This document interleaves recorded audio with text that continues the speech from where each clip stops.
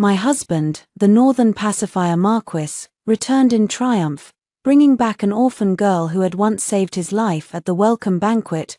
The orphan girl served me tea before I could even raise my hand. The hot tea splashed onto the back of her hand, her eyes turned red from the pain, yet she looked first at Xiao Huaijin. My lord, please do not blame the lady, it was my fault for coming before the lady and causing displeasure. Xiao Huaijin's expression immediately darkened. Shen Lingyi. Wn Ning once saved my life, as the mistress of the house. Is this how you treat others? Everyone in the hall looked at me with changed expressions. I laughed. Miss Su said not to blame me. Then I would like to ask, what exactly are you blaming me for? The words fell, and Su Waning's sobs paused for a moment. She knelt beside the shattered porcelain and spilled tea, the back of her hand turning red, tears clinging to her eyelashes as if she had suffered a great injustice. Xiao Huaijin's gaze turned cold. Shen Lingyi, watch your words. I looked at him. If you, Marquis, are convinced it was me, then say so now. If not, then let the evidence speak. Xiao Huaijin's fingers tightened slightly on the hilt of the sword at his waist. He had just returned triumphant from the border, his armor still on, the scent of blood and chill of battle not yet faded from him. This isn't a military tent, and I'm not one of his soldiers taking orders. Su Waning's tearful complaint won't convict me. The elderly lady at the head of the table finally spoke. Lingyi, all the guests are here. I curtsied to her. Grandmother, rest assured, your granddaughter-in-law will only examine this cup of tea.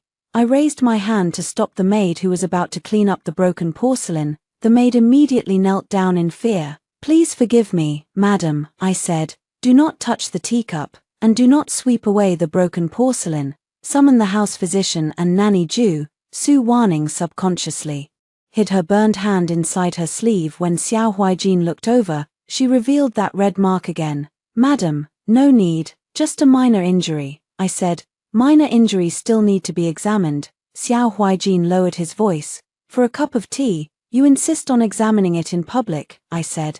Precisely because it's in public that it must be examined clearly. He did not stop her again. The old lady glanced at the broken porcelain on the floor, then looked at Su Waning's hand. After a moment, she said, follow the lady's instructions. The words fell, and Su Waning clenched her sleeves tightly. She quickly lowered her head and said softly, it's all my fault for not understanding the rules. Xiao Huaijin glanced at her, his gaze softening slightly. You're new to the capital, you wouldn't understand these things. The household physician arrived shortly after. I said, examine the injury first. Su Wning's fingertips twitched. Xiao Huaijin said, show me your hand. Su Waning stiffened, then slowly extended her hand. The physician examined the injury, then looked at the broken porcelain and tea stains.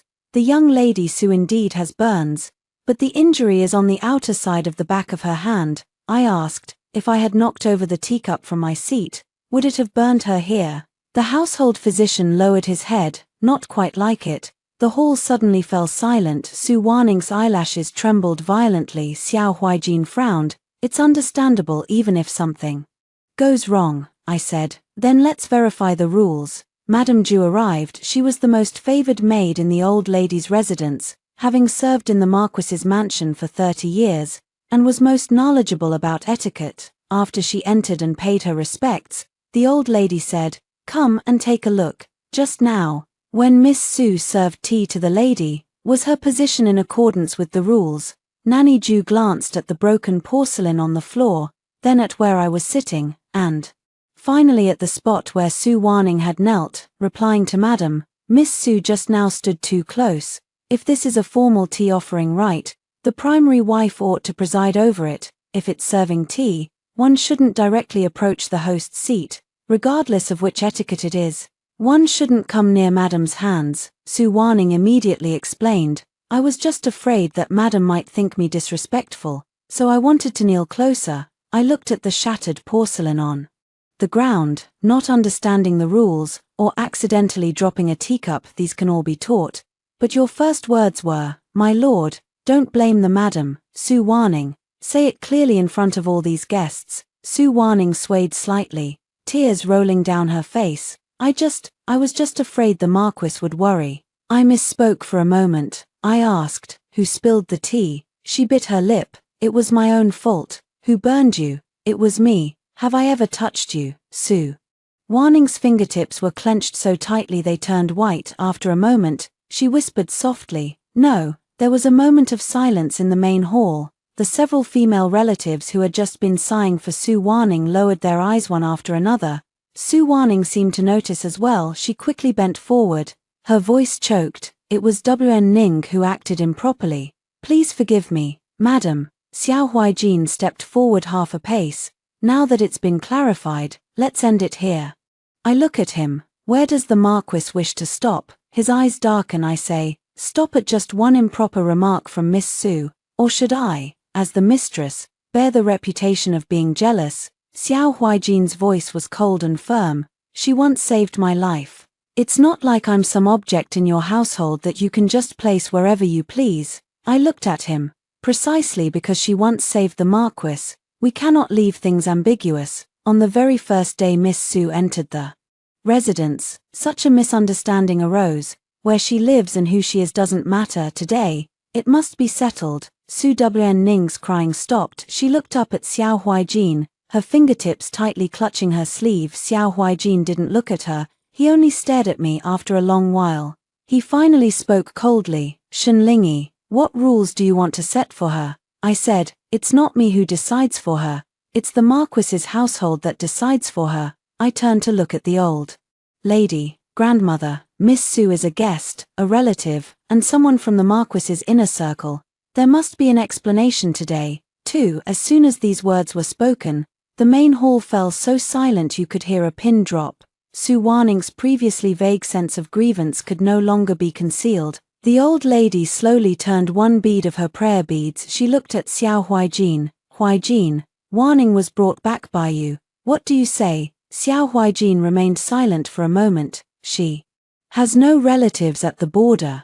I brought her back. Since I brought her back, naturally I won't let her wander outside. I nodded. Your lordship values emotions and righteousness, which is a good thing. Then we shall arrange accommodations according to the protocol for distinguished guests. The bamboo piece courtyard is vacant. It is tranquil and befitting of such a guest. Sue Warning's fingers, which were holding the handkerchief, paused for a moment. Soon after, she lowered her head. Xiao Huijin frowned. Zhuanan courtyard is a bit off. I asked, then where does your lordship wish her to stay? He did not answer immediately. Sue Warning spoke softly first. The arrangements made by the madam are excellent. Warning is already deeply grateful to have a place to call home. After she finished speaking, as if remembering something, she quickly lowered her head again. It's just that the Marquis's old injury often flares up at night.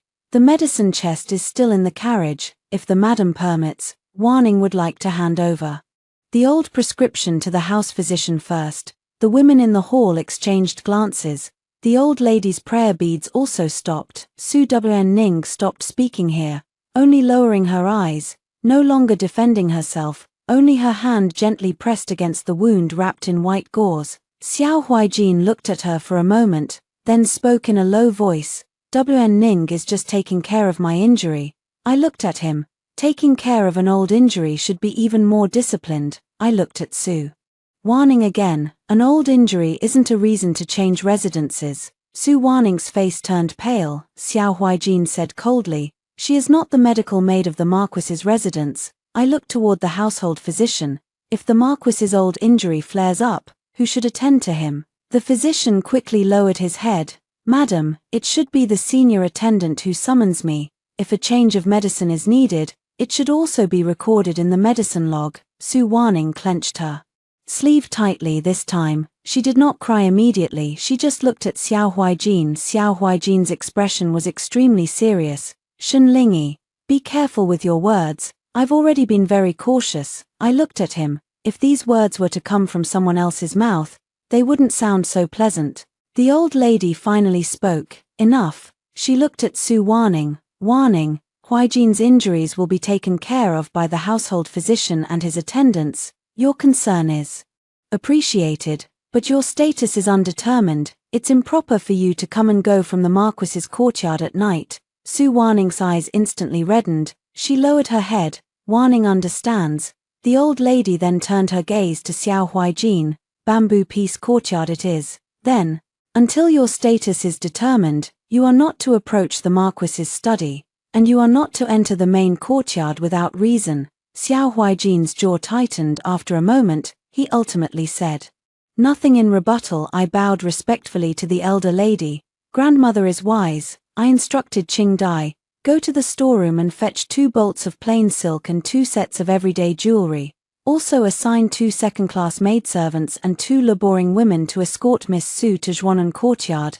Have Aunt Ju pick a reliable person to go over and teach her the proper manners. Su Wanning raised her head and managed a faint smile. Thank you, madam, I said. You don't need to thank me. The Marquis's household has always treated guests this way. As soon as the word guest was spoken, her face stiffened. Xiao Huijin looked at her, his eyes filled with suppressed pity. I paid no attention and simply instructed Qing Dai to continue recording in the ledger. When Su Ning was helped up, her body swayed slightly. The people in the main hall gradually dispersed before the old lady was led away by Madame Ju. She glanced at me. Lingy, you are right today, but the Hu residents cannot investigate like this every day. I lowered my head and agreed. Your granddaughter-in-law understands. The old lady sighed.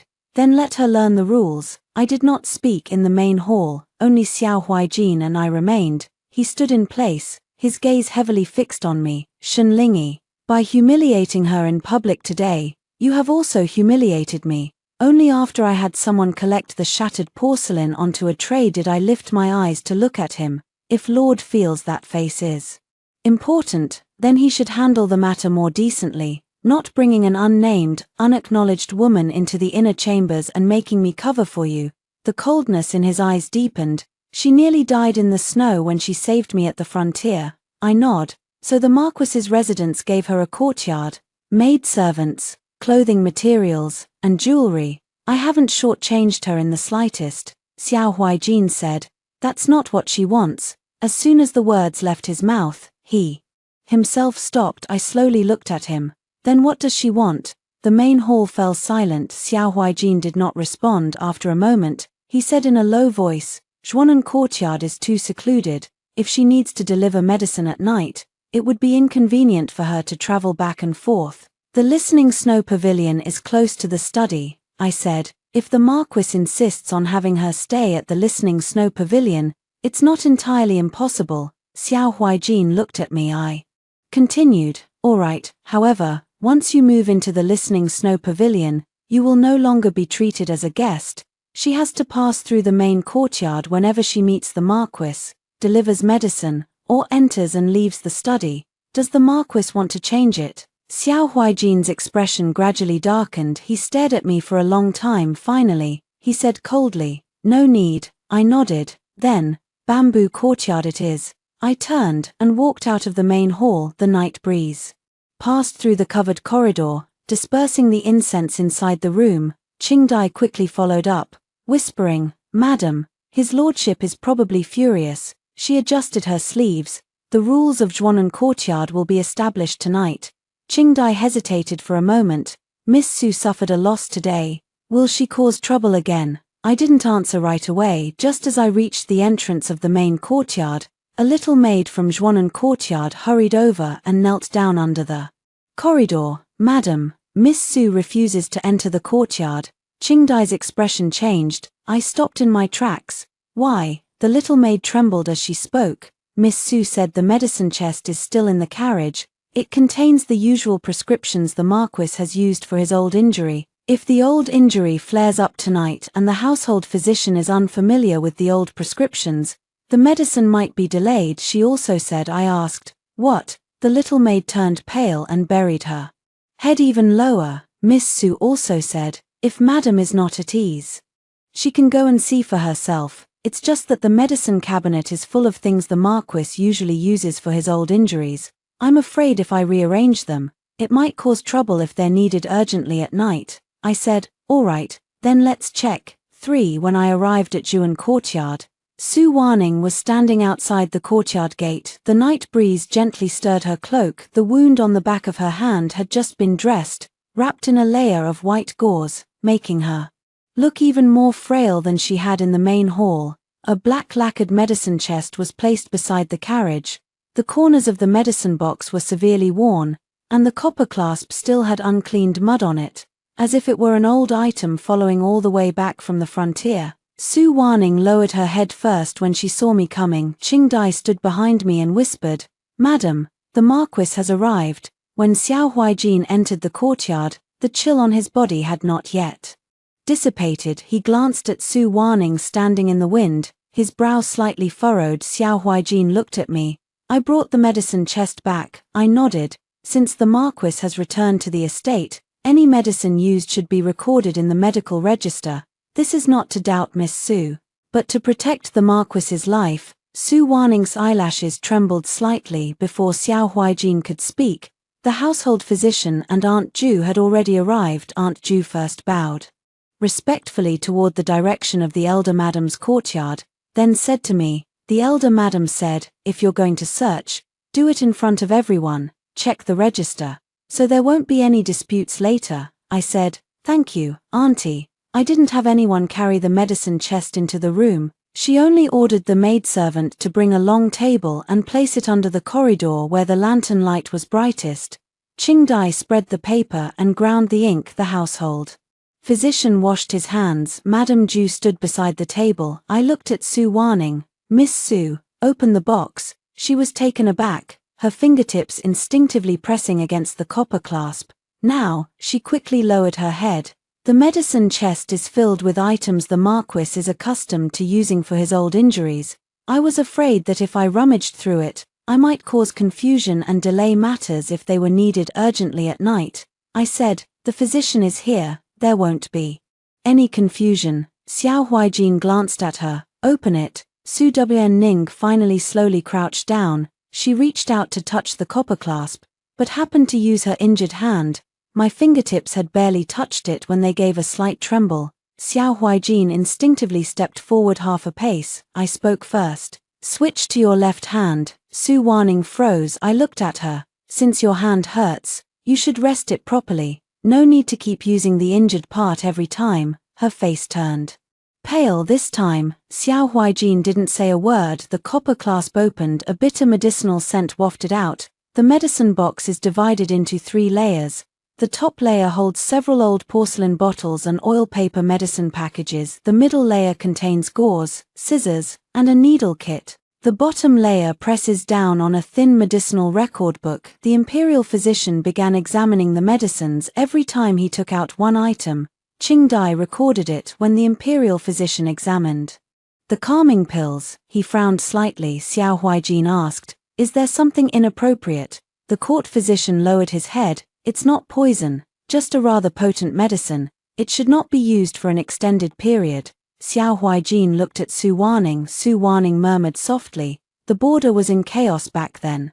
I did whatever the military doctor instructed." Xiao Huijin remained silent for a moment. "Seal." Su Ning suddenly looked up. "Your Grace." Her voice trembled. "If the injury flares up at night," the physician quickly replied, "I will be waiting in the outer courtyard tonight. If the attendant comes to summon me, I will go immediately." Su Wanning's face turned completely pale. I looked at her. "From now on, there's no need for you to secretly deliver medicine." A flicker of resentment quickly passed through her eyes. Soon it was covered again by tears. "Yes, madam." She lowered her head. "It's because I used to take care of things at the frontier. Forget that. We are now in the Marquis's residence." Xiao Huijin heard this, and the furrow between his brows eased slightly. Su Wanning lowered her head, tears falling precisely onto the white gauze. Nanny Ju instructed people to register each medicine packet and porcelain bottle one by one. The physician signed his name on the medicine record. When the medicine chest was cleared down to the very bottom, the physician's hand suddenly stopped. There lay a silver box the size of a palm. It was bound with 3 loops of red string, bearing no medicine label and no registration. Su Wanning reached out and pressed down. "This is not medicine." Nanny Ju glanced at her. Only then did she slowly release her hand. "This is my personal item." I asked, "Why are personal items kept in Lord Hu's old medicine box?" Su Ning lowered her eyes. "The border is far, and I fear losing it." "Then let's keep it together." Xiao Huijin looked at her. "What's inside?" Su Wanning bit her lip. It's an old item left by my parents. Xiao Huijin's expression softened a little. Madame Ju didn't immediately reach out either. I didn't have anyone open it, I just looked at Nanny Ju. Since these are my parents' belongings, they shouldn't be opened publicly. Su Wanning visibly breathed a sigh of relief. I continued. Since Miss Su gave it a name today, I shall treat it accordingly. Hand it over to the matron for sealing. After returning to Zhuan Courtyard, open the box in person and create an inventory. If it's a relic, add it to the personal items register. If it's medicine, add it to the medical register. If it's something else, I paused for a moment. Let's talk about it another time.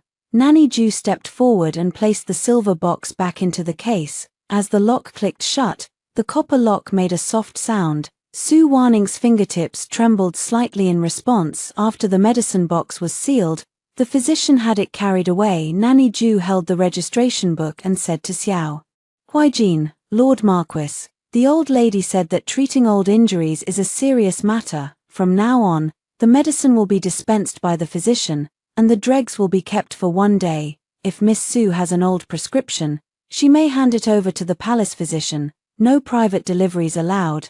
Xiao Huijin did not answer immediately. After a long pause, he said, Understood. Su Wn Ning lowered her head and knelt down. It was Wn Ning's thoughtlessness. I've caused trouble for his lordship and madam. She recognized it quickly and lightly, not wrong in recognizing medicine, only at fault in insufficient thought. Xiao Huijin watched her for a moment. Get up. This time, he did not reach out to help her. Su Wanning stood up on her own. She stood up slowly, as if her legs had gone numb from kneeling. As she passed by my side, she suddenly whispered in a voice only I could hear, Must madam calculate everything so clearly? I turned my head to look at her. Her eyes were still red, but there was not a trace of a smile on her lips. I didn't answer. She waited for a moment, then could only lower her eyes, returning to that fragile appearance. The door to Zhuanan Courtyard closed behind her. Xiao Huijin remained standing under the corridor. After the medicine chest was carried away, only a faint scent of herbs lingered in the courtyard. He suddenly spoke, Shenlingyi. I stopped in my tracks. He looked at me, his voice a little lower than before. The last thing I heard before I passed out was her calling for help. When I woke up, she was guarding outside the tent. I cannot deny such kindness. I looked at him this time. He didn't say the empty phrase, she saved my life. He spoke of things he had personally witnessed, so I didn't interrupt. Xiao Huijin continued. I don't believe she would harm me, I said. I never said she harmed you. He paused. I looked at him. You're defending her too soon. Marquis, I'm just saying, she broke the rules. Xiao Huijin fell silent. The wind blew, causing the lantern shadows under the corridor to sway. After a long while, he finally spoke. The silver box is an heirloom from her parents. You shouldn't suspect too deeply, I said. I didn't open it. It's the Marquis who's suspicious. His expression shifted slightly. I said nothing more. She turned and went back to the main courtyard. When Stewardess Ju sent someone to report, it was already close to midnight. After Miss Su entered the courtyard, she did not request to see the Marquis, nor did she cry again. She just knelt before the Buddha for a long time. He also asked where the Xiao family ancestral hall is. Qingdai's expression changed. I set down the teacup. The tea gently rippled. Got it. For before dawn, someone arrived at Zhuan Courtyard. A young maid knelt beneath the corridor, her face pale. Madam, Miss Su is missing. The lantern in Qingdai's hand swayed. I got up and put on my clothes. How long have you not seen him? I don't know, my lady. The young maid's voice trembled. Miss Su said last night that she had offended the lady today and wanted to go to the Buddhist hall to kneel and recite scriptures. The old woman guarding the courtyard didn't dare to stop her, but just now, when they went in to deliver water, they discovered she wasn't in the Buddhist hall at all. Qingdai's expression changed. Where did she go? The little maid lowered her head even further. The ancestral hall. I remembered what Mother Ju had sent someone to say last night. Su Wanning did not cry. She did not ask to see Xiao Huijin. She simply knelt before the Buddha for a long time, and asked where the Xiao family ancestral hall was. I put down the handkerchief. To the ancestral hall.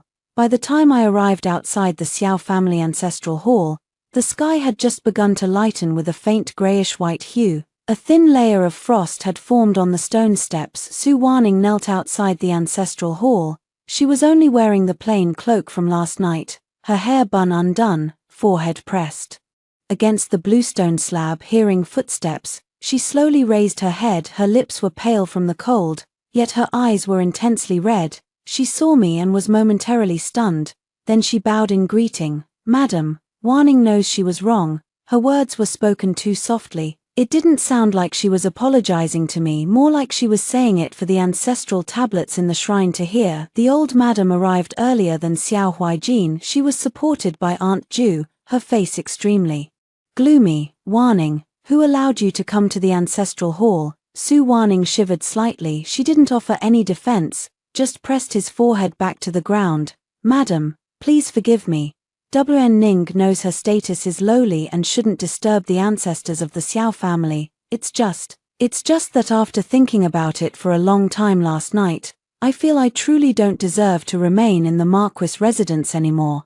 The old lady's prayer beads paused abruptly. Xiao Huijin also arrived at this moment. He was only draped in an outer robe, clearly having come in a hurry. Seeing Su Wanning kneeling on the frosty ground, his footsteps halted. "Wn Ning." Su Wanning looked up at him. Tears immediately fell, but she quickly lowered her head. "My lord, please don't come any closer. Wanning is now covered in faults and dare not involve you any further." Xiao Huijin's outstretched hand froze mid-air. Only after a long while did it slowly fall back down. "Get up first."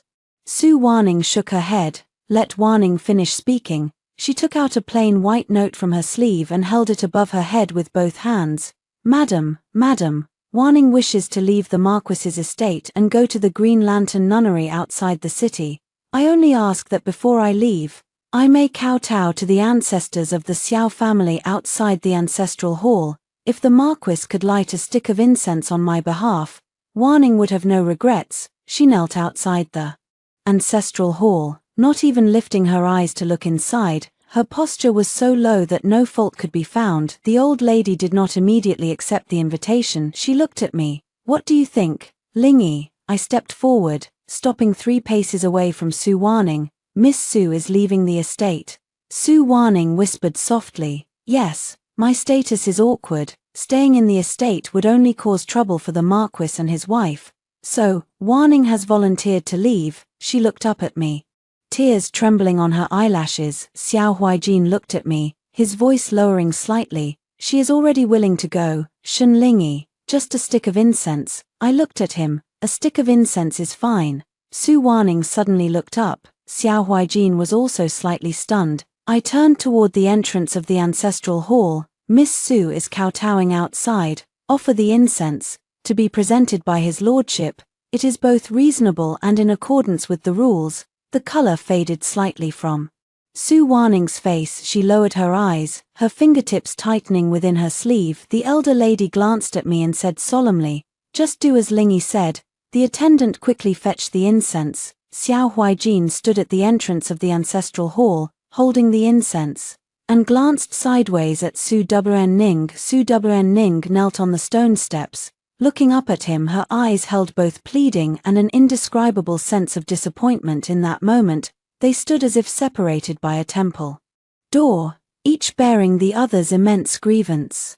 In the end, Xiao Huijin said nothing more. The temple door opened a crack. He entered to offer incense. Su Wanning knelt outside the door, kowtowing heavily 3 times.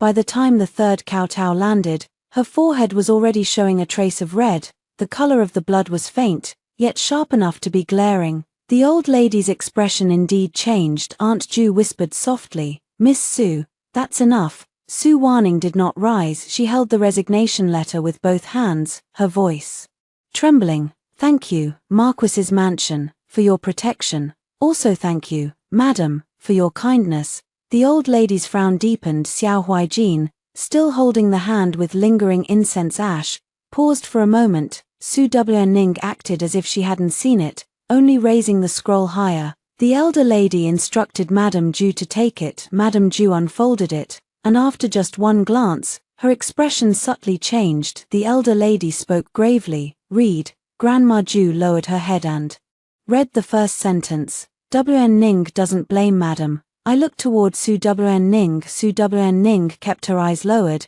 yet her fingertips tightly clenched a corner of the note.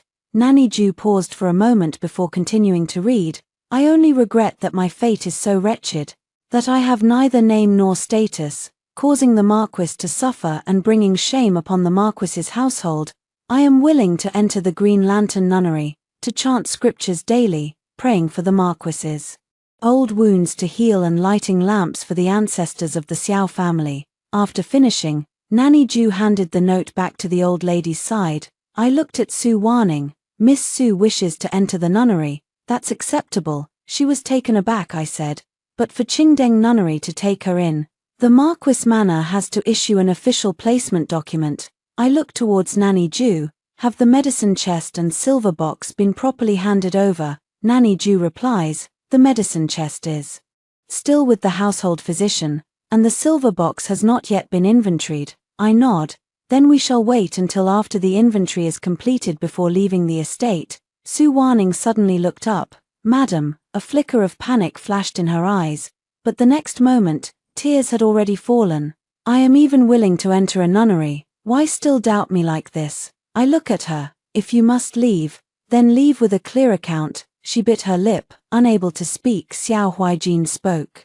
She's just going to Qingdeng Nunnery, not leaving for distant lands, I said. Exactly, because it's Qingdeng Nunnery. We must write it clearly. Xiao Huaijin paused. The old madam twirled her prayer beads, her voice turning colder. Lingyi is right. If you want to leave, you can. Su Warning's body swayed slightly this time. She didn't look at me again. She looked at Xiao Huaijin. Your Grace, WN Ning just wants to leave cleanly. Isn't that allowed either? Xiao Huaijin's gaze fell upon the red mark on her forehead. There was again a look of reluctance in his eyes.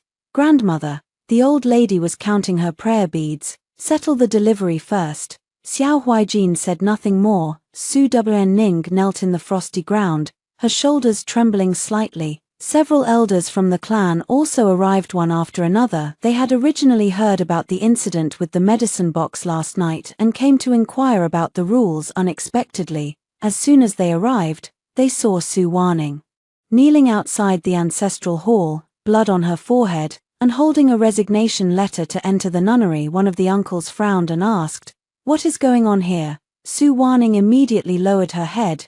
Yang Ning doesn't know her place, disturbing all the elders. I'll be leaving now. She made as if to stand up, kneeling all night. Her body immediately collapsed as soon as she moved. Xiao Huaijin instinctively reached out. Su WN Ning dodged. Your Highness, you must not. WN Ning is merely a guest now. We can't make things difficult for Madam anymore. The clan uncle's gaze toward me indeed carried a more scrutinizing look. The elder lady's expression was displeased. Take her back to Zhuanan courtyard first. Su Warning, however, handed the notice to her clan uncle. Warning only asks all the elders to bear witness. My leaving the residence is voluntary. It has nothing to do with my wife. The clan uncle glanced at her, then looked at me. I said, Uncle, you've come at just the right time. Please also serve as a witness. Once the personal belongings are inventoried, the Marquis's residence will immediately escort Miss Su out of the estate. The clan uncle stroked his beard. That's quite secure. Su Warning bit her lip. Tears fell one by one. She didn't say anything more about leaving. When she was helped back to Zhuanan courtyard by the maid, the younger members of the clan looked at her with eyes no longer as wary as they had been last night. Qing Dai whispered behind me, Madam, they seem to think you're being harsh. I watched Su Warning's retreating back. They will think that way. Qing Dai became anxious. What should we do then? I didn't answer. The elder lady glanced back at me. Lingyi, follow me. I followed her to the side hall. Only the old lady, Nanny Ju, and I remained in the side hall. After sitting down, the old lady rubbed her temples. Can you see what she intends to do? I said. I can. Then why did you still let her post be sent to Qingdeng Temple? I looked up. She wants the outside world to know she's leaving. I couldn't stop him. The old lady's gaze darkened. It's not that you couldn't stop him, it's that you didn't want to. The old lady stared at me. You want her to spread the word. I did not deny it. Since she's going to spread the word, let the Marquis's official documents go out with her. The old lady looked at me for a long time. Others outside might not believe you. I know. She looked at me for a moment before sighing. Go ahead and handle it. But Lingy, the Marquis's residents can't endure such disturbances every day. I understand, grandmother. When I came out of the side hall, Qingdai was already waiting outside. She whispered, Madam, are we really going to send out the documents? I nodded. Send them. File them at the Green Lantern Nunnery. Miss Sue's resignation letter and the Marquis's settlement documents should be sent together as well. Write it clearly, Miss Sue showed care for the Marquis when he was seriously injured, and the Marquis residence has treated her as a distinguished guest. Now she has volunteered to enter a nunnery to pray for blessings, and the Marquis residence will not obstruct her, but her personal belongings have not yet been catalogued, and her old medicines have not yet been recorded in the medical register, so her departure from the residence is temporarily postponed. Qingdai took note one by the afternoon. The documents had been collected at Qingdeng Nunnery. News in the capital traveled faster than a horse-drawn carriage. By evening, there were already discussions outside. Some say the Northern Marquis residence observes propriety, so kindness shouldn't be repaid recklessly. Others say the Shun girl is too bound by propriety. Her family's orphaned daughter is about to enter a nunnery, yet they still won't release her. The notice says not to blame the madam, but who knows if she was forced into silence. I heard he knelt outside the ancestral hall all night, his forehead bruised from bowing. Qingdai turned pale upon hearing it. Madam, those words are just too harsh. I am looking at the copy sent from the Marquis's residence to the Green Lantern Nunnery. Upon hearing this, he simply said, it should sound unpleasant. Qingdai was taken aback. I closed the copy. She spent the whole night. It can't be completely useless. Then was it all for nothing? Qingdai was so anxious that her eyes turned red. Madam, why are you still speaking for her?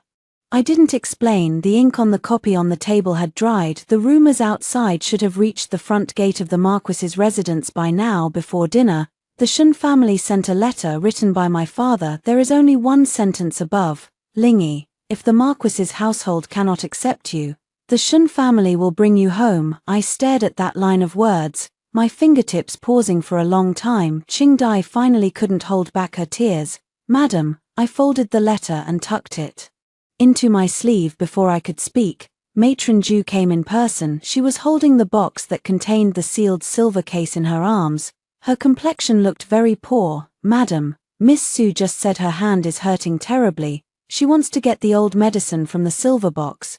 Qingdai suddenly looked up. Old medicine? Didn't she say that was a relic left by our parents? 5. I looked at the copper lock. Ask her to come over.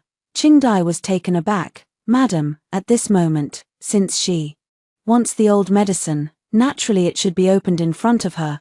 I looked at the box. That way, if anything is missing, she can't blame me for it. Su Waning arrived quickly. She had changed into a plain white dress, and the wound on her forehead had been treated, leaving only a faint red mark. She looked even more haggard than she had in the morning, and even more like someone who had been pushed to the brink. After entering the room, she first bowed to me. Madam, I said. Miss Sue, didn't you come to get the medicine? She bit her lip. Yes, my hand hurts terribly, and the medicine my mother left behind is the most effective.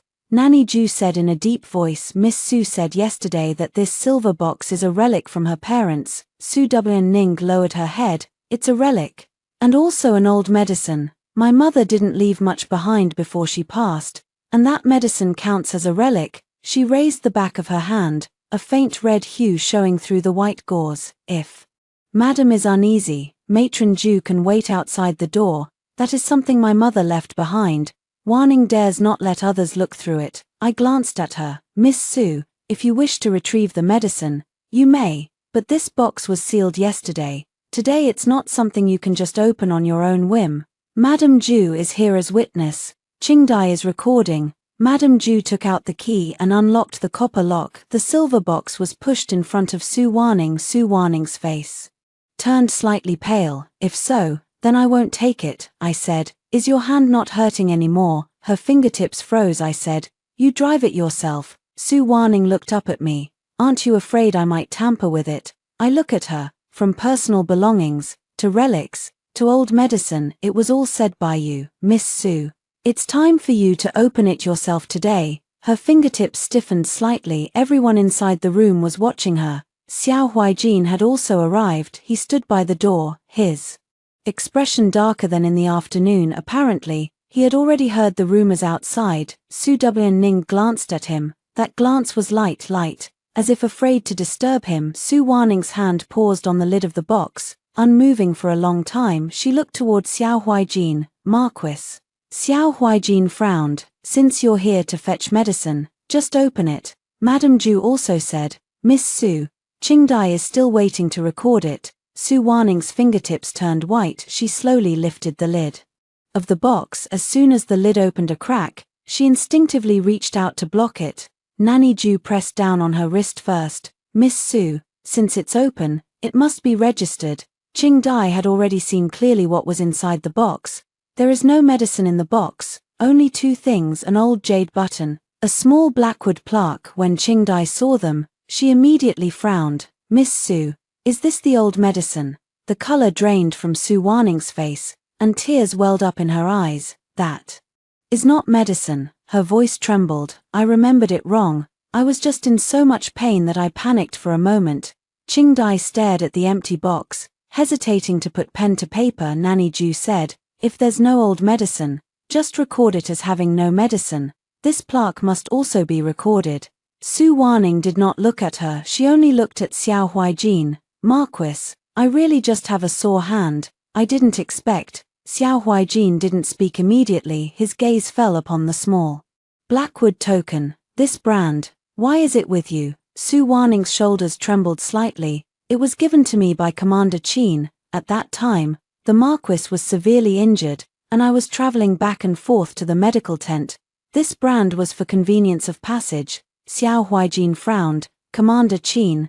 Su Waning nodded, tears hanging on her eyelashes. If the Marquis does not believe it, you can ask Commander Qin. WN Ning has also made up her mind. I looked at Xiao Huijin. Did Commander Qin return to the capital with the Marquis? Xiao Huijin said in a deep voice. Outside the courtyard, please. As soon as she finished speaking, Su Waning's expression changed. Commander Qin arrived shortly after. Xiao Huijin handed the ebony plaque to him. Recognize it. Commander Qin took it and glanced at it only once. I do. This is the old token from the border medical tent. Su WN Ning immediately looked up. Commander Qin, do you remember this? At that time, the Marquis was seriously injured, and the medical tent was in chaos. I carried this token in and out to fetch medicine. You saw it back then as well. Commander Qin frowned. I've seen it. Su Waning's eyes just relaxed slightly. Commander Qin continued. But this token was not given to you by your subordinate. Su Waning's face turned pale. She immediately looked at Xiao Huijin. Marquis, at that time, the medical tent was in chaos. I picked up this token and used it to enter and deliver medicine. No one stopped me, I thought. I thought this meant I was allowed to help. Commander Qin glanced at her. That night, the Marquis was severely injured. It was his personal guards who carried him back from the snow into the medical tent.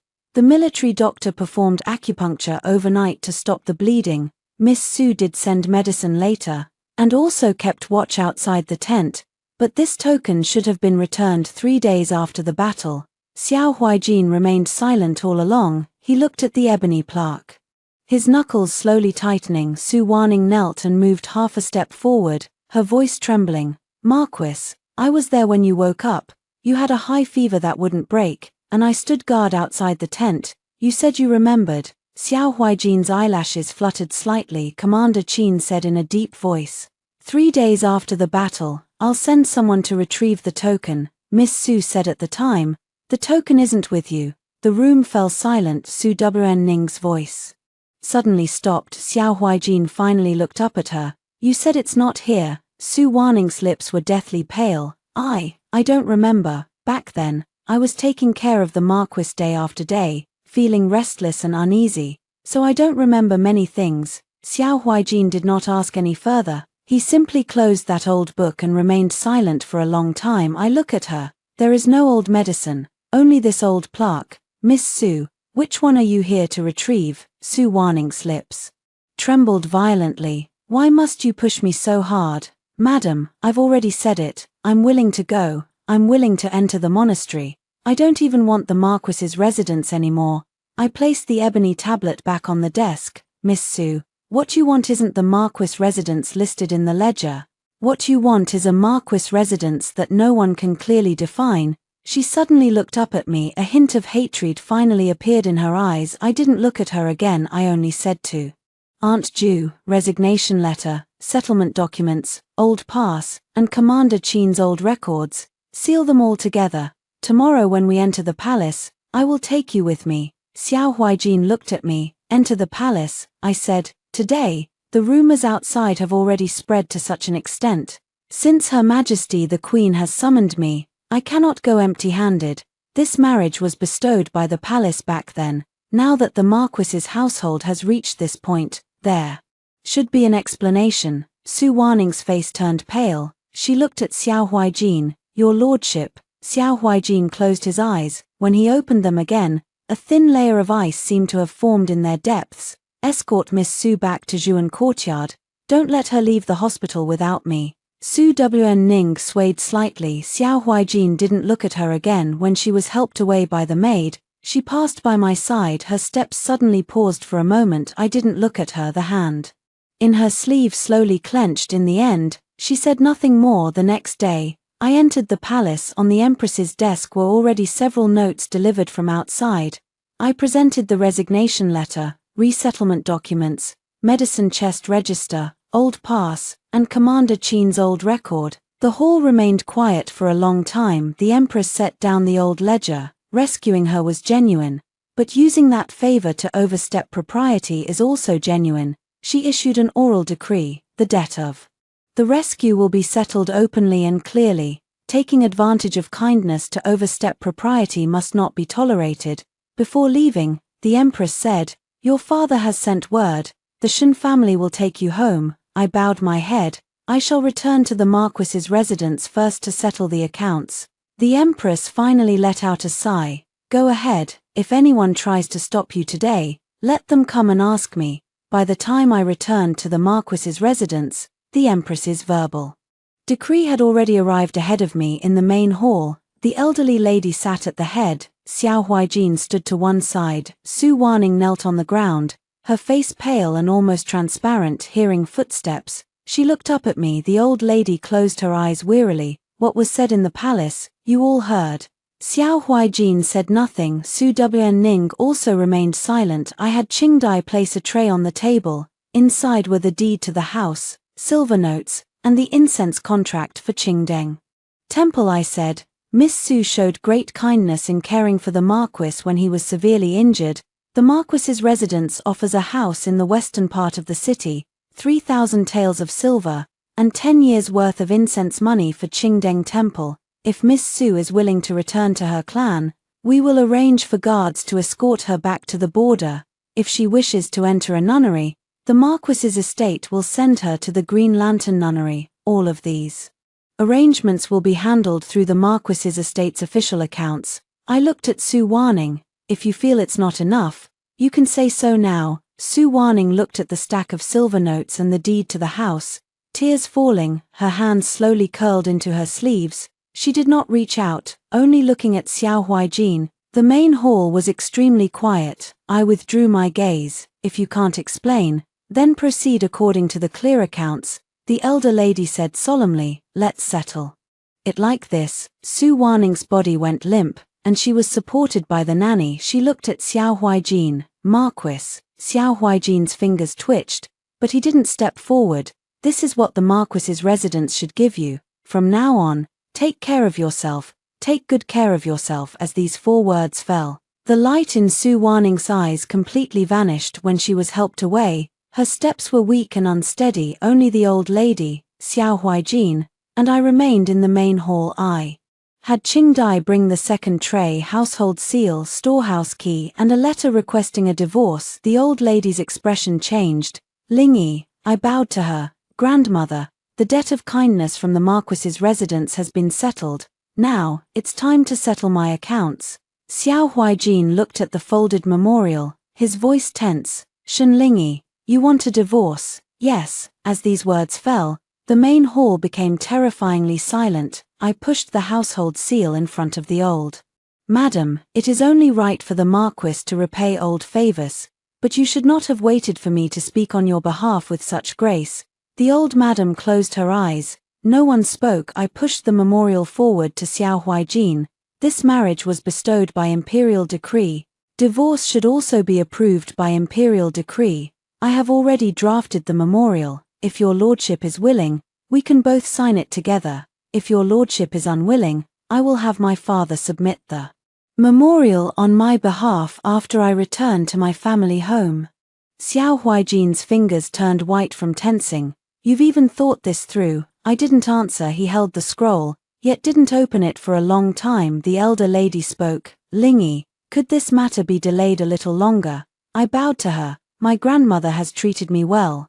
That's why I settled all the accounts before mentioning returning home. From today onward, I will no longer manage the inner household of the Marquis's residence. As for whether I am the lady of the Marquis mansion, wait until His Majesty approves the memorial." The elder lady was stunned, left speechless. Xiao Huaijin finally spoke. His voice was terribly hoarse. "Shen Lingy, the matter is now clear. She will no longer remain in the Marquis's residence to trouble you. Why must you leave?" I looked at him. "Your Highness still doesn't understand. I'm leaving because you never intended to clearly express yourself." Xiao Huaijin's Adam's apple rolled. "I can compensate you." I glanced at the silver notes and property deeds on the table meant for Su Warning.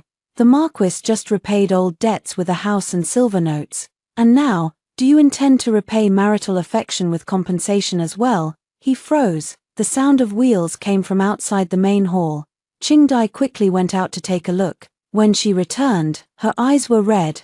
"Madam, the Shen family's carriage has arrived." I picked up my cloak. Xiao Huaijin suddenly pressed down on that folded letter. "Shen Lingy." I looked at him. His Adam's apple moved, but he remained silent for a long moment. I turned my head to look at the doorman. "Open the door." The gatekeeper was stunned. I said, "From today on, I am returning to the Shen family. To stop you again would be against the rules." The gatekeeper's face turned pale, and he hurriedly opened the main gate. A gust of wind rushed in from outside. The Shen family's carriage was parked at the foot of the steps. The character Shen on the carriage curtain stood upright and clear under the sunlight. After hearing the first story above, what are your thoughts? Feel free to share your opinions in the comments section. Next, there is another similar story. Let's continue to see. The emperor intends to marry off a princess to Huaibei, to appease the notorious Prince of Huai. Everyone in the capital knows that I have wholeheartedly loved Xie Jingji for 10 years. Yet in the Golden Yuan Hall, he personally spoke up and pushed me forward. He said I am both talented and beautiful, handling matters with grace, making me the best candidate to marry the Prince of Huai. With all the court officials present, he uttered such a casual sentence, sealing my fate for life. Fine, just perfect. Xie Jingji, you better not regret this. After the court session, Xie Jingji walked toward me. The crimson court robe made him appear even more elegant and refined, as pure and radiant as jade. He stopped before me, his tone deliberately apologetic. "Your Highness knows that the fifth princess is gentle and delicate, not as resilient as you. If she were truly to marry into Huaibei, I fear she would never return." I finished for him. He silently agreed. Then, "Lord Xie," I looked at him, "have you ever considered that I, too, am a weak woman? If I marry there, would I not also die?" He fell silent, his gaze slightly lowered. "Xie Jingji," I asked softly, "in all these years, have you ever cared about me, even for a moment?" He lowered his eyes. "It is I who am unworthy of your Highness." Not far away, my fifth sister was timidly watching us. Like a startled fawn, a sudden surge of inexplicable malice welled up in my heart. In that case, I took half a step forward, speaking in a voice only the two of us could hear. "Hold me. Consider it a fulfillment of all these years of longing." Xie Jingji abruptly took a step back, his expression both panicked and disgusted. "Your Highness, please have some self-respect." Watching his desperate attempt to avoid me, I suddenly realized how utterly laughable this decade-long obsession truly was. The news that I was to marry the Prince of Huai reached the inner palace. My mother let out a wailing cry. It's all your fault. Why did you have to be so stubborn all the time? What good did all that reading do? Now look what's happened, you're being sent off to that king of hell. She wept and cursed, denouncing Xie Jingji for his heartlessness and my father for his cruelty, her words as coarse and vulgar as those of a country peasant woman. She was originally a peasant girl, brought back to the palace by my father solely for her beauty, only to be forgotten after a brief period of novelty before I grew up to become the most outstanding princess. My mother and I lived in a corner of the side hall for a full 6 years. If only I had a son, my mother murmured. If you had a son, how could you have been pushed out to die? Mother has always been troubled by this. If she had a son, father would surely favor her. Mother, Prince Huai may not be as terrifying as the rumors suggest. What do you know? Mother's face was streaked with tears. Everyone in the palace says he eats a bucket of rice and 10 pounds of meat in one meal, with a ghastly face and fangs, and could kill 10 of you with a single punch. Then she started sobbing again, as if she had already seen me beaten to death by the Prince of Huai. Those are just scary stories. The Prince of Huai's mother is a famous beauty. Besides, once I become the Princess of Huai, no one will dare to bully us anymore. She stared at me blankly, tears still streaking her face, but that night, I still dreamed of the Prince of Huai in the dream. The Prince of Huai had a green face and fangs, saying to me, "I am hungry." When I woke up in the morning, dark circles shadowed my eyes. Danlu said that fifth sister insisted on seeing me. I really don't want to see her. I'm no saint. I can't pretend nothing happened, but she stood outside the palace gate and refused to leave, afraid of causing gossip. I had no choice but to let her in. As the hall doors closed, fifth sister walked toward me step by step. The smile on her face grew increasingly evident. She stopped 2 steps away from me, shedding her usual timidity. Third sister, you excel in everything. You read well, and your looks are first-rate. She tilted her head and smiled, appearing more lively and adorable than usual. But so what? Xie Jingji just doesn't like you. He even specifically advised the emperor to have you marry that brutal Prince of Huai. Duaning feigned a sigh of regret. I hear no one survives under Prince Huai's command. I wonder if you'll still be around this time next year. Third sister, what a pity you won't be able to drink the wedding wine at Jingji's and my celebration. I quietly watched her smug expression and spoke. Fifth sister, you said Xie Jingji pities you for your frail health because you fell ill 3 years ago while fetching medicine for him. But if he knew that it was I who went without food or water for 3 days, debating with the foreign monk to win that medicine, would he still choose you? The smile on fifth sister's face instantly froze. Suddenly, she knelt down, clutching my sleeve as she wept. Third sister, I truly love him. Please, let me have him. Before I could even react, Xie Jingji barged in. He immediately shielded fifth sister behind him, staring at me coldly. Why must your highness trouble Juanan? It was my idea to have you marry into the Huai Wang's household. If you want to blame someone, blame me. A chill ran through my heart. We grew up together, yet in his eyes, I turned out to be such a person. Duaning sobbed, clutching Xie Jingji's sleeve. Brother Jingji, third sister suddenly said that she was the one who fetched the medicine back then. You won't believe her, right? Xie Jingji looked at me, his gaze filled with undisguised distance. He took a step back and bowed solemnly. I truly do not deserve such deep affection from the princess. I beg you to maintain your dignity. I looked directly into his eyes. What if that medicine was truly obtained by me? Xie Jingji's expression grew serious, and he fell silent for a moment. At that moment, Duaning suddenly began to sob softly. He turned to glance at her, and when he spoke again, his tone had regained its calmness. Even so, the one I truly admire is still Princess Duaning. In a daze, I heard the 14-year-old Xie Jingji say, Yongning, don't cry, I will protect you. I looked at him, at Duaning, whom he was tightly shielding, and smiled faintly. Then I wish the two of you, may every year bring this day, and every day be as this year. Father Emperor, perhaps feeling a sense of guilt, bestowed many jewels and even granted me special permission to leave the palace for a stroll. Mother consort, while picking out jewelry, muttered under her breath, calling Father Emperor a bastard, remember to bring me the meat pies from Shisi Street and the sour plum drink from Li Datu's shop when you come back. The palace can't make that flavor. Got it. The bustling streets outside the palace are indeed more vibrant than those within. I bumped into Xie Jingji and Duaning at a clay figurine stall. His father died saving the emperor, and the emperor treats him more dearly than his own son. I was able to leave the palace only by trading a distant marriage for this favor. Yet with just a word, he could bring his beloved to see the world's vibrant life. Suddenly, I remembered that year when I was 15. I had also begged him to take me out of the palace to see the world. Back then, his expression turned solemn, and he simply said, "It goes against the rules. How did you leave the palace?" Xie Jingji was slightly taken aback upon seeing me. "I'm about to marry far away to Huaibei. Can't I even take one last look at the capital before I die there?" He frowned. "That's not what I meant." Then he added, "You won't die." Duaning gently tugged at his sleeve from the side, calling out, "Brother Jingji." He pulled her hand away, as if wanting to step forward and say something more. Just then, the street suddenly erupted into chaos. A startled horse came galloping wildly, throwing the crowd into immediate disarray.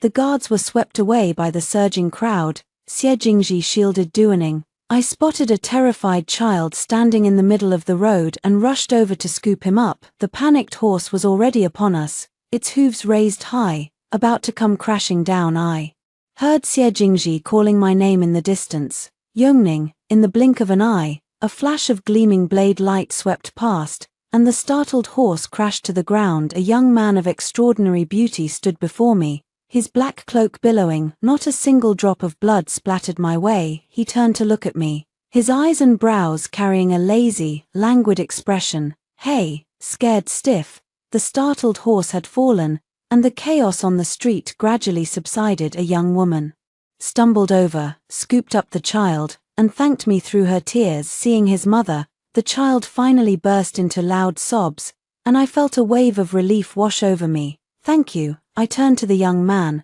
"I owe you my life, and I don't know how to repay you." I was about to offer a monetary reward when Xie Jingji quickly stepped forward, pulling me behind him. "Who are you?" His tone was cold and harsh, bordering on rude. I felt a surge of displeasure at his attitude. The young man didn't even glance at him, only smiling as he asked me, "Just now, were you about to say, 'I have nothing to repay you with, so I offer myself'?" Without waiting for my reply, he continued on his own. "Yimu Bai, 19, unmarried, no concubines, no lovers, decent family background, and you've seen my looks. What do you think?" I've always considered myself fairly quick-witted, but at that moment, I was left speechless by this street-side self-recommendation. Xie Jingji, for some reason, grew angry and scolded. "You insolent fool." He then called to the guards closing in, "Seize him."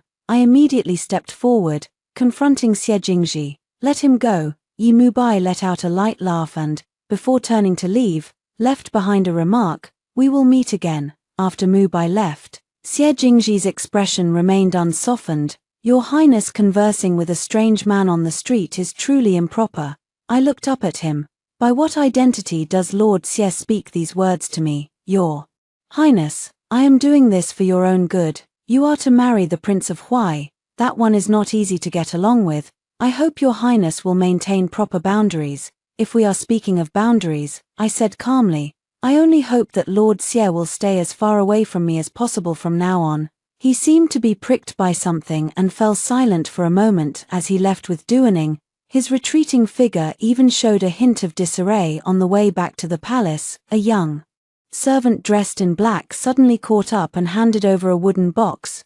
"Miss, a gentleman asked me to give this to you."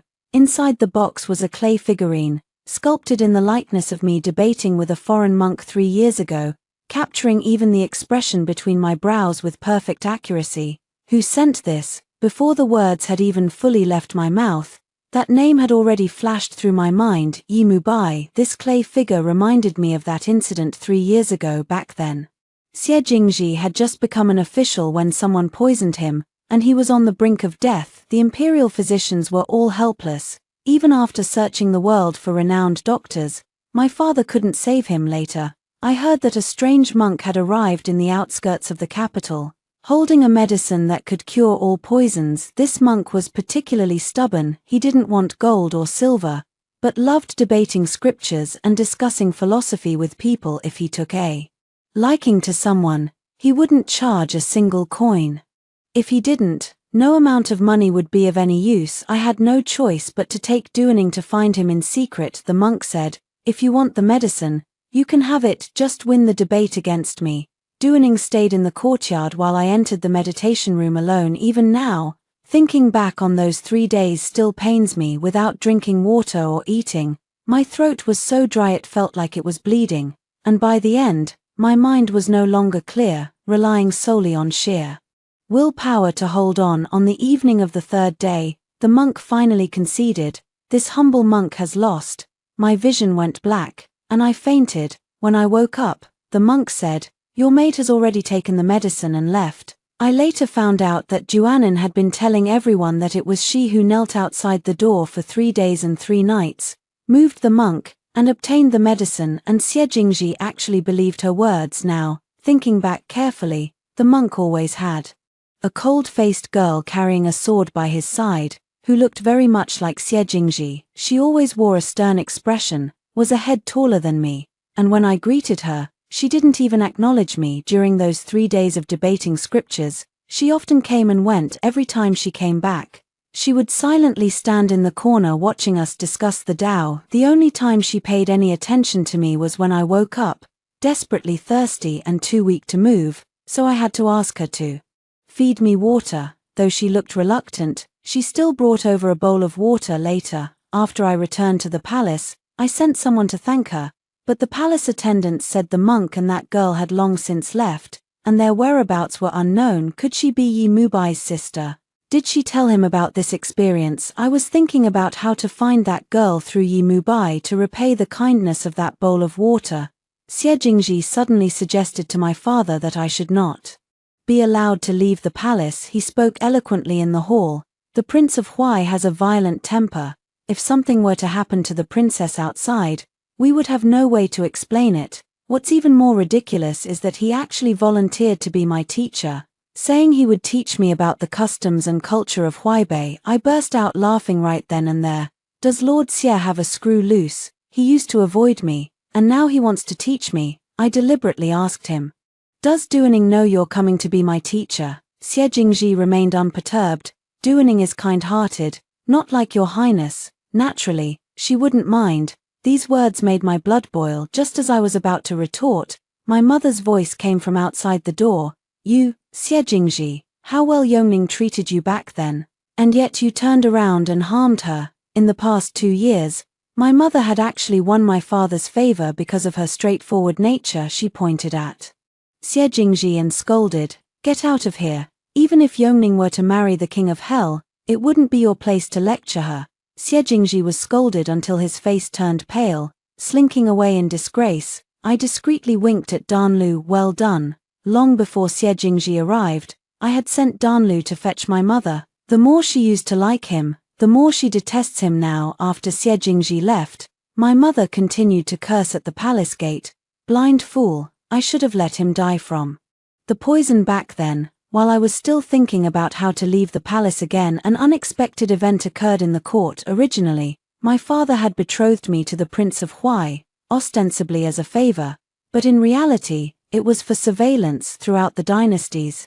Princesses who were married off to the fiefdoms of feudal lords either ended up neglected in secluded courtyards, dying of melancholy, or met with sudden, mysterious deaths. On the day I received the imperial decree, I had already prepared myself for humiliation. As per custom, the court sent the marriage edict to Huaibei, merely going through the motions. The only hope was that the Prince of Huai would not turn away the princess's carriage, and that the royal family's dignity could be preserved. That alone would be a stroke of luck. To everyone's surprise, the Prince of Huai not only submitted a memorial of gratitude but also sent a full 18 carts of betrothal gifts along with it. The officials of the Ministry of Rites were utterly stunned. Everyone knew that Huaibei was prosperous, but no one expected the Prince of Huai to be so extravagantly generous.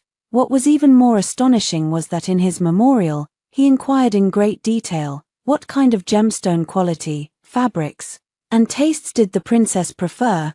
He would ensure everything was prepared accordingly. The entire court was in an uproar. Never before has a feudal prince shown such regard for a princess of marriage alliance. The ministers were beaming with joy, as if they could already see the Huai prince submitting. Yet, there were 3 people who could not share in the happiness. Xie Jingji's face was dark and gloomy. I had gained the favor of the Huai prince, but he seemed to be holding back a breath of anger upon hearing the news. Duaning immediately smashed her teacup. As for me, a faint unease stirred within my heart. How could someone as formidable as the Prince of Huai so easily show goodwill towards the court? With such a grand display, was he trying to lull the court into complacency, or did he have other schemes in mind? Seizing the moment of my father's delight, I once again received permission to leave the palace. No sooner had I stood at the street corner than Yi Mubai appeared out of nowhere. I asked him directly, "Do you have a twin sister? 3 years ago, did she accompany a foreign monk?" His face suddenly changed, and the servant beside him burst out laughing. Yi Mubai awkwardly scratched his nose. To be honest, 3 years ago, due to some unavoidable circumstances, I once disguised myself as a maid beside the foreign monk. He hurriedly added, "But I absolutely had no disrespectful intentions toward you, miss." My mind was buzzing with shock. I had guessed he might have a sister, even considered various possibilities, but I never expected it to be a man disguised as a woman. Recalling how I had just woken from a faint, not only had I let him feed me water, but I had also pulled his hand and wrapped my arms around his waist because I was too weak to move. My face instantly flushed with heat. Why didn't you push me away at the time?" Yi Mubai smiled bitterly and cupped his hands in apology. "It was my fault. Whether you wish to scold or strike me, Mubai will not complain. How do you plan to make amends?" I examined the fabric of his clothing. It was this year's new embroidery pattern from Huaibei, and his accent carried a hint of the Huaibei dialect. "You're from Huaibei, aren't you?" I probed. "How much do you know about the Prince of Huai?" He pondered for a moment. "I know a little." Just as I had expected that day, when we met during the startled horse incident, I could tell from his demeanor that he was no ordinary person. "Prince Huai," I lowered my voice. "Does he have a preference for men?" Phut, the servant behind him, spat out a mouthful of tea. Yi Mubai's expression turned odd. "How could you think that?" I said. Back then, the courtesan who was the most beautiful in the capital tried to win his favor, but he rejected her. The beauties others sent him, he gave away to his subordinates. There wasn't a single concubine in his mansion, yet he often shared a bed with his strategist, Master Jiang. Their relationship was far from ordinary. As soon as the words left my mouth, even the servant's face darkened. Yi Mubai took a deep breath and gritted his teeth, saying, "Prince Huai is perfectly normal." Yi Mubai praised Prince Huai to the skies. Tall and upright, handsome in appearance, unparalleled in grace, gentle in character, he is a rare good man. I felt a wave of doubt. "You praise him so highly. Could it be that you also admire Prince Huai yourself?" He looked at me with bright, intense eyes. "I am," the servant hastily interjected. "My young master is a guard by Prince Huai's side." Yi Mubai shot the servant a glare before explaining that he had come to the capital with Prince Huai's betrothal gift procession. I took the opportunity to inquire about the Prince of Huai's preferences and taboos since I was going to marry him. The more I knew, the better my chances of survival. He briefly mentioned a few things, then suddenly turned the question back on me. "Your Highness is so concerned about our prince. Could it be that you've taken a liking to him?" "How could that be?" I recounted all the bad rumors about the Prince of Huai circulating in the capital. Yi Mubai listened with a deepening frown. Just then, a burst of raucous laughter came from the private room next door, where a few drunken young nobles were talking nonsense. "Princess Yongning's figure is even more alluring than the top courtesan at Drunken Red Pavilion. What a shame she has to marry that brute, the Prince of Huai. If it weren't for looking down on her mother's lowly background back then, I would have gone to propose marriage long ago. Tell me, has Xie Jingji slept with her yet?" "Probably not." "Right, hard to say. With looks like that, what man could resist? I've heard far worse things than this since I was a child, so I've long since stopped caring." Yet Yi Mubai was so furious his face turned ashen, and he kicked open the door of the neighboring room. "Who the hell are you?" Do you know who we are? Those few dandies talked tough, but their bodies were already shrinking back. Yimubai sneered coldly. I'm your ancestor. He beat them until they were crying for their parents in no time. If it weren't for the servant holding him back tightly, he would have almost cut out their tongues. Why? I was very puzzled. You're a follower of the Prince of Huai. Shouldn't you hate Yongning? Yimubai turned around, his strikingly handsome features particularly distinct under the lamplight, because everyone in Huaibei knows that the Prince of Huai is fond of Princess Yongning. Before Yimubai could finish his words, he grabbed my wrist and pulled me into a run. My heart pounded in my chest, unsure if it was from the sprint or something else. Your servant, I gasped, trying to cover up the awkwardness from earlier. Will he be left alone and get into trouble with those people? Yimubai smiled carelessly. That kid is cunning enough. In this world, only he can make others suffer. Although he had just arrived in the capital, he knew all the best places to have fun. He took me to see Gongsun Jianyang's sword dance and then led me to a tea house to listen to a storytelling performance. Finally, I had a bowl of steaming hot wontons at a small stall at the end of the alley, a flavor I had never tasted in the palace. We sat on the roof of someone's house. I have a friend, I said softly, gazing at the moon. She used to get bullied all the time, but then a boy told her to read more, become smarter, and no one would dare bully her again. She really read a lot of books, growing smarter and more valued. But the one who once promised to protect her, because she read too many books, sent her to a dangerous place. Yimubai listened quietly. How do you know? He turned to look at me, his gaze clear. That must be a dangerous place. Perhaps it could be a new beginning. I stared at him blankly, and only then did he realize I was still holding his wrist.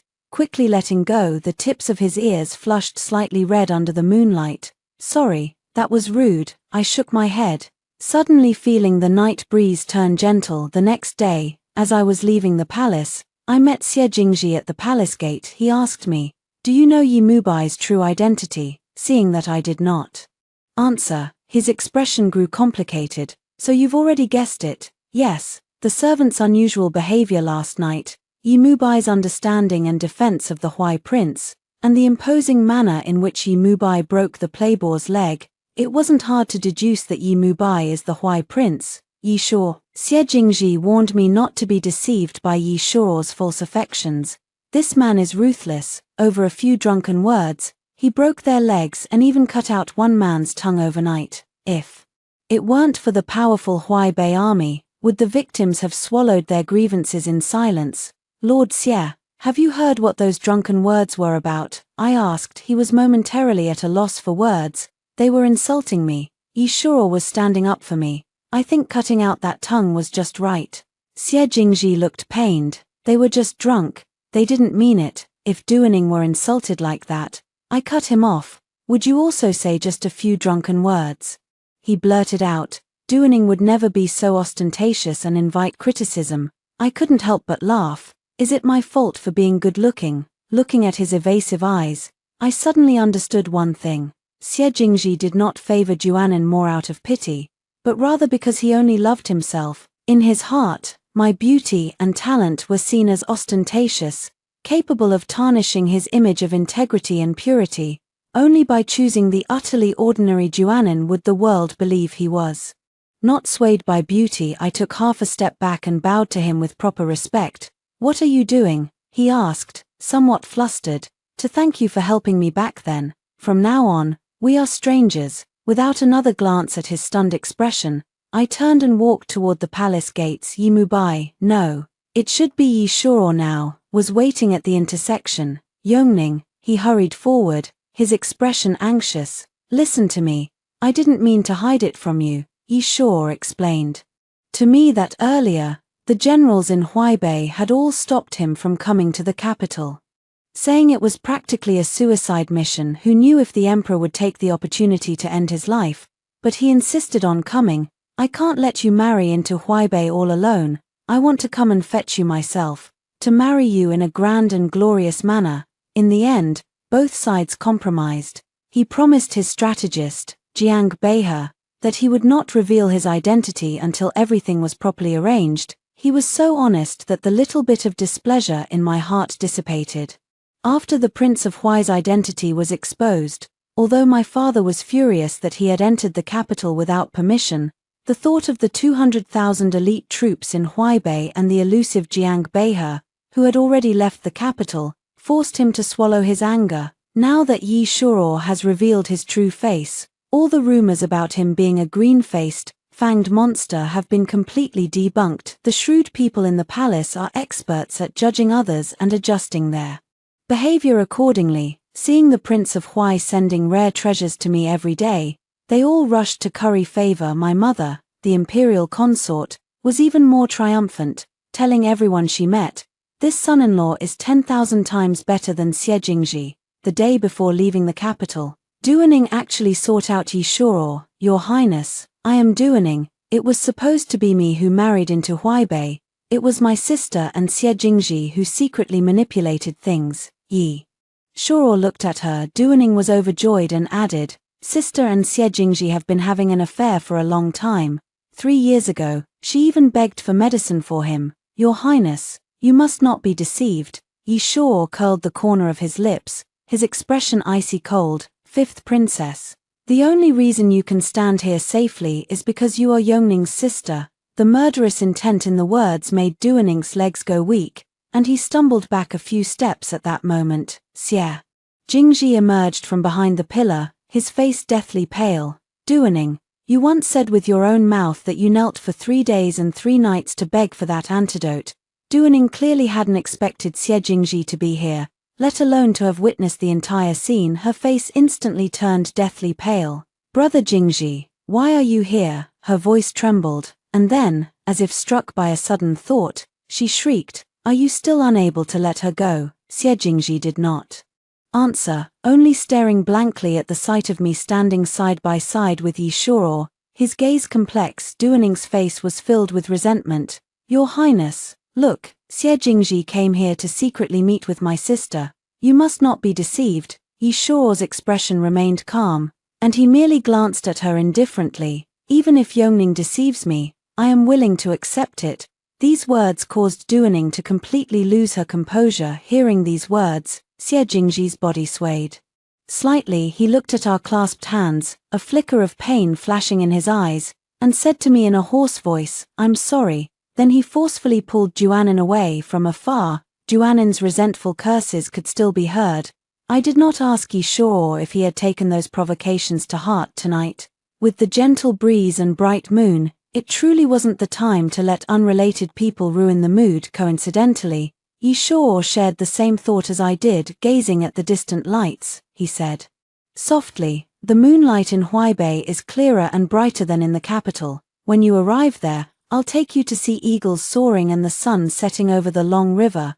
I smiled slightly, mimicking his earlier tone. "All right, then from now on in Huaibei, I'll be counting on you to take good care of me." The day I left the capital, the scene was exceptionally grand. The Prince of Huai came in person to receive the bride, and the Ministry of Rites dared not be the slightest bit negligent. The common people crowded along the streets to watch the excitement. Seeing Yi Shuo's handsome appearance and the Huaiwang mansion people scattering money, everyone shouted at the top of their lungs, "The prince and princess are a match made in heaven." Xie Jingji, following his father's orders, represented the royal family in escorting the bride to the city gate. He walked up to Yi Shuo's horse and deliberately spoke ambiguously, "Your Highness, Yongning and I grew up together, and our bond is quite special. I have a few words I'd like to say to her alone. I hope you don't mind." Danlu, standing nearby, glared angrily, he's clearly trying to stir up trouble. I'll go tear his mouth apart. Most men would feel uncomfortable hearing such words, but I believe in Yi Shuo. Yi Shuo sat on his horse, looking down at Xie Jingji, his dark eyes revealing no emotion. "Of course," he smiled. "Speaking of which, I should toast you, Lord Xie, with a cup of matchmaker's wine. If it weren't for you, how could I have married Yongning?" He turned and ordered, "Bring the wine." The attendant brought the wine. Xie Jingji stared at the wine cup, his expression grim, and he hesitated to drink. "Lord Xie," Yi Shuo raised his cup, "so many ministers are watching, I'll drink first to show my respect." He downed it in one gulp. Xie Jingji's hands trembled as he closed his eyes and forced himself to drink it down. I stepped down from the sedan chair. Lord Xie, did my father have any other instructions? Xie Jingji's expression shifted back and forth, and finally he whispered, Yongning, I was wrong. If I had known it was you back then, I cut him off. You know, you said that even if I was the one who fetched the medicine, you still liked Duaning. Have you forgotten that? He hurriedly explained. At that time, I thought you were lying to me. Yongning, I regret it. Lord Xie, I interrupted him. Spilled water cannot be taken back. I don't want to hear your regrets. Just as I was about to turn and leave, I heard him whisper softly, Yongning, I won't give up, I will bring you back. Hearing Xie Jingji's final words, I truly felt uneasy. Yi Shuo, on the other hand, wasn't worried at all, playing mind games. Jiang Xiaoniao could be his master. Jiang Xiaoniao. It was Jiang Beihe, the servant who was by my side before. That was him in disguise. Hearing him say this, I finally felt at ease. As we entered the Huaibei region, it was indeed as Yi Shuo had said. Everyone here knew that the Prince of Huai was fond of Princess Yongning. From the moment we entered Huaibei, commoners along the way kept arriving with congratulatory gifts to celebrate the Prince of Huai's wedding. Some carried a bag of fresh wheat, others held a melon larger than their face, some offered a basket of eggs, and a hunter even brought a few lively, hopping rabbits. The prince's household staff expertly accepted the gifts and then presented return gifts in kind. Sometimes it was a packet of sugar, other times a beautiful hairpin. The hunter who had brought the rabbit waved his hands repeatedly. I'm just happy for the prince. How could I possibly accept a gift in return? The servant from the prince's residence smiled and took out a small bow. Hasn't your son been wanting this for a long time? The hunter hesitated for a moment, then took the bow and thanked him profusely. I watched the endless stream of common folk, all of whom had come of their own accord, each face glowing with genuine affection for Yi Shuo. He is deeply loved by the people, I whispered softly to Danlu. Yet Danlu looked at me with deep concern. Your Highness, Prince Huai is a good man. If the officials in my hometown were like him, my family wouldn't have been left with only me. I know. I quietly tightened my grip on the small medicine bottle hidden in my sleeve before leaving the capital. My father had specifically instructed me to slip this slow-acting poison into Yi Shuo's food and drink. This poison would gradually weaken a person until they died without a sound. Life in Huaibei was peaceful and fulfilling, and everyone in the Huaibei palace treated me well. The only thing I couldn't get used to was Yi Shuo's insatiable demands. Sometimes he was too greedy, and I really wanted to slip him some medicine. At the end of that year, I learned that something had happened in the capital. Ever since I married into Huaibei, my father has set his sights on Duaning, wanting her to marry the king of Nanyu, who is already over 50. The king of Nanyue's grandson is even older than Duaning, so naturally, she refused. She tearfully begged Xie Jingji to find a way, but this time, he ignored her with a cold expression. So, at a palace banquet, Duaning drugged Xie Jingji, and the two were discovered by palace servants in disheveled clothing. The emperor was furious and had no choice but to arrange Duaning's marriage to Xie Jingji. Though he began to harbor resentment toward him after the marriage, Xie Jingji never once set foot in Duaning's room, taking advantage of the situation. Spies from Nanyu approached Duaning. Driven by a desire for revenge, she stole the military deployment map of the border. Now, the Nanyu army has advanced unimpeded and is on the verge of reaching the city gates. I asked Yi Shuo, you knew all along that Nanyu would rebel, didn't you? He fell silent for a moment, then whispered softly, Yongning, don't blame me. I could only ensure that Huaibei wouldn't strike first. The people of this land have suffered for far too long, I understand. The emperor is incompetent, the crown prince is absurd. You feudal lords were bound to rebel sooner or later. It's just that my mother is still in the capital. Rest assured, he promised, my people will keep her safe. When spring arrived the following year, Xie Jingji unexpectedly opened the city gates and surrendered to Nanyu. Just as I breathed a sigh of relief upon seeing my mother safely arrive in Huaibei, my gaze fell upon her noticeably swollen belly. I was momentarily at a loss for words. The imperial consort stroked her belly, looking quite pleased. This time, it's definitely a son. I rubbed my temples, Feeling a headache coming on, I had thought the child in my mother's womb was the late emperor's posthumous child, but she curled her lips and said, "Who would want to carry that old man's seed? Aside from you, none of his other children have amounted to anything." I was stunned. "Then it's Lin the guards." My mother stroked her belly, her brows and eyes relaxed. "When he returns from the war with the prince, our family will live a good life together." I went to ask Yishur about the character of this imperial guard Lin. He was wiping his sword, looked up and smiled. "Don't worry, with us around, he will only treat your mother better." Yishur handed me the token to the secret chamber of the Huai prince's residence. I asked him, "Do you trust me that much?" He reached out and pulled me into his embrace, his voice falling beside my ear. "I know. Your father gave you poison, but Yongning, you can't bear to use it." "Yes, I can't bear to." 3 years of raging war, I guarded the Huai prince's residence, watching battle reports arrive one after another. The king of Nanyu declared himself emperor, various feudal lords engaged in chaotic warfare, and the Huaibei army advanced with unstoppable momentum until the news of victory arrived. The Huaibei army had breached the capital. I stood atop the city tower, gazing into the distance as the army returned in triumph. Yishur, clad in full military attire, made his way through the cheering crowd toward me. "You've waited long." The world was now settled. The dust had finally settled. The king of Nanyu did not ultimately die at the hands of his enemies but perished in the internal strife of his sons and grandsons vying for power, which indeed echoed the saying, "What goes around comes around." As for Duaning, some say she died amidst the chaos of war, while others claim she fled overseas.